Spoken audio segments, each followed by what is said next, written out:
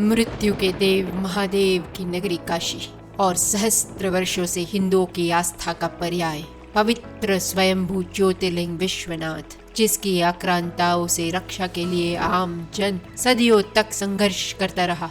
यहाँ तक कि शिवलिंग प्रतिमा की रक्षा के लिए न मात्र एक कुएं में छिपाया गया, वरन संत समाज भी उठ खड़ा हुआ और नागा साधुओं ने औरंगजेब को उल्टे पैर ऐसा दौड़ाया कि 5 वर्षों तक काशी के सामने आंख उठाकर देख तक नहीं पाया।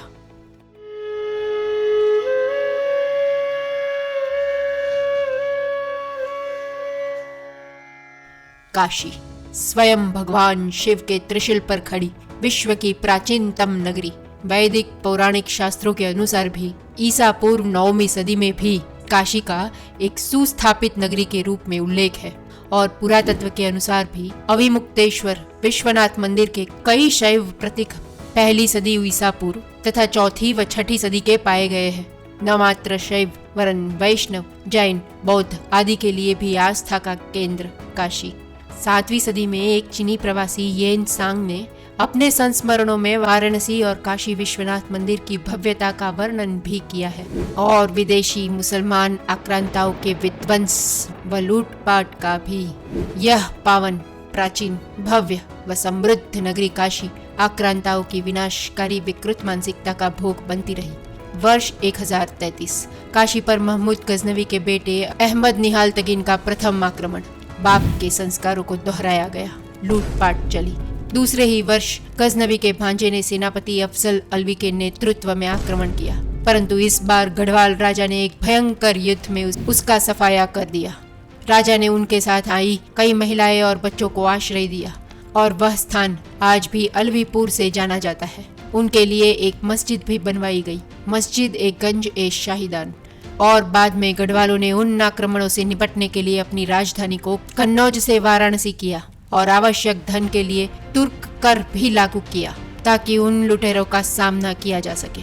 परंतु अब 12वीं सदी के अंत में वर्ष 1094 जिहादी लुटेरे मोहम्मद घोरी के सेनापति कुतुबुद्दीन ऐबक के नेतृत्व में आक्रमण हुआ और गढ़वाल राजा जयचंद को पराजित कर वह दिल्ली की गद्दी पर बैठा। हत्याएं, लूटपाट के साथ समग्र काशी को तहस नहस कर दिया गया। 1000 मंदिरों का विध्वंस किया गया और वहीं पर कई मस्जिदों की नींव रखी गई। काशी विश्वनाथ मंदिर, जो प्रारंभ में विश्वेश्वर मंदिर से जाना जाता था, उसके स्थान पर रजिया बीबी मस्जिद बनवाई गई। काशी पर आक्रमण और मंदिरों को मस्जिदों में परिवर्तित करने जैसे घृणित कार्य थमे नहीं। अलाउद्दीन खिलजी, फिरोज शाह तुगलक, इब्राहिम शाह ने इसमें अपना अपना योगदान दिया। इन सब की विचारधारा तो एक ही थी, परंतु हिंदुओं की आस्था को डिगाना इतना सरल नहीं था।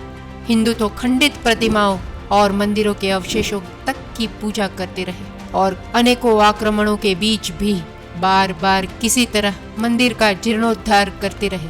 और 13वीं सदी के अंत में क्योंकि विश्वेश्वर मंदिर के स्थान पर रजिया मस्जिद बनवा दी गई थी, अभिमुक्तेश्वर मंदिर के परिसर में विश्वेश्वर मंदिर का फिर से निर्माण किया गया। अब वर्ष 1496 सिकंदर लोदी का काशी पर एक और आक्रमण, विध्वंस और पवित्र विश्वेश्वर मंदिर को धराशायी कर दिया गया। मंदिर के स्थान पर मस्जिद का निर्माण करवाया गया और इस आक्रमण के बाद 80 वर्षों तक एक भी मंदिर का निर्माण न हो पाया। वर्ष 1585 में टोडरमल के साथ से महाराष्ट्र के नारायण भट्ट ने फिर से विश्वेश्वर मंदिर का नवनिर्माण करवाया। अब लगभग एक सदी के बाद वर्ष 1664 औरंगजेब बाप दादाओं के संस्कारों का निचोड़ काशी पर चढ़ाया, परंतु अब तो मंदिर की रक्षा करने का दायित्व स्वयं शिव भक्त नागा साधुओं ने उठाया था। दूरदर्शी भगवान शंकराचार्य ने 10 नामी सन्यासी संप्रदाय की स्थापना कर सन्यासी समाज को एक सूत्र में बांधा था। गांव-गांव अखाड़े खोल समाज कल्याण के उद्देश्य के साथ संपूर्ण भारतवर्ष में एक आध्यात्मिक सेना तैयार की थी। इसी तपस्वियों की 1 लाख की सेना ने उस जिहादी औरंगजेब से वैदिक संस्कृति का रक्षण करने का संकल्प लिया। देह पर भस्म मल, हाथ में त्रिशूल, तलवार, निर्भीक आंखों में क्रोध व धर्म रक्षा का जुनून लिए जटाधारी नागा साधुओं का तांडव आरंभ हुआ। जैसे मानो मृत्यु के सामने स्वयं मृत्यु के देवता भयंकर सशस्त्र युद्ध हुआ। युद्ध में 40,000 नागा साधुओं ने अपने प्राणों की आहुति दी, परंतु काशी विश्वेश्वर मंदिर के प्राणनाथ शिव ज्योतिर्लिंग को आंच भी न आने दी। औरंगजेब भाग गया और 5 वर्ष तक काशी की ओर देखा तक नहीं, परंतु था तो वह जिहादी ही। वर्ष 1669 में फिर उसने विध्वंस का नंगा नाच किया। काशी विश्वेश्वर के साथ कृति विश्वेश्वर, ओमकार महादेव, बिंदु माधव, काल भैरव, केशव राय जैसे कई महत्वपूर्ण मंदिरों को ध्वस्त कर दिया गया। विश्वेश्वर मंदिर के पुजारियों ने पवित्र ज्योतिर्लिंग की रक्षा करने के लिए प्रतिमा को ज्ञानवापी कुएं में छिपा दिया। विश्वेश्वर महादेव मंदिर को ध्वस्त कर मंदिर के ही स्थापत्य पर मस्जिद का गोल गुंबज मढ़ दिया गया, जिसका यह चित्र चीख चीख कर प्रमाण देता है। उस मस्जिद का नाम भी रखा ज्ञानवापी, जो एक संस्कृत शब्द है।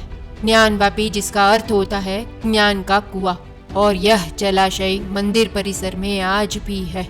परंतु वे जो मस्जिद का नाम तक चुराते हो, उन्होंने भारतवर्ष को स्थापत्य दिया।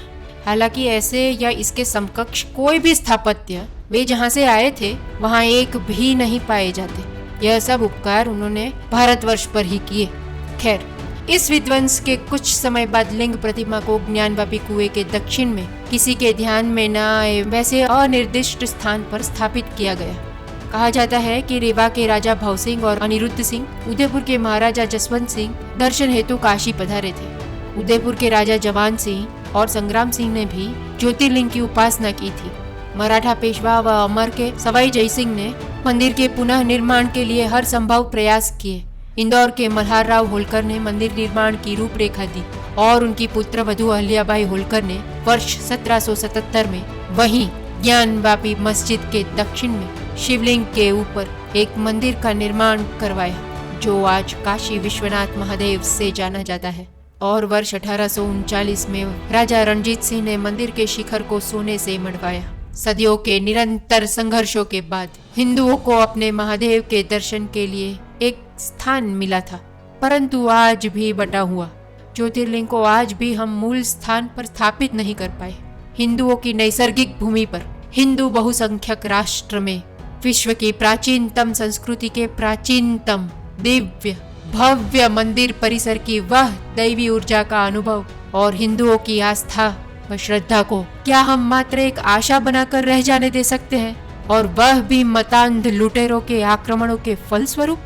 इसका उत्तर तो वहीं पर एक भव्य मंदिर ही हो सकता है। हर हर महादेव।